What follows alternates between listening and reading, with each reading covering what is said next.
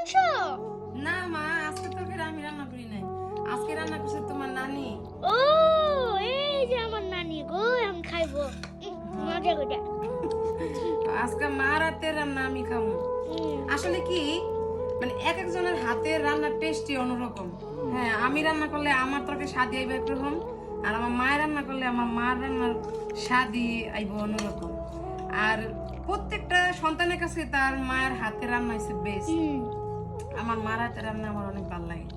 অবশ্য মায়ের তেল মশলাপাতি এটি কম দিয়ে রান্ধে।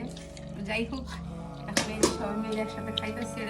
দুপুরে খাওয়া, এখন বেলা 4টা, দুপুরে খাওয়া এখন খাইতেছি। তো মা অনেক কষ্ট করে একলা একলা রেডি করছে। এই যে নানি খাইতেছে।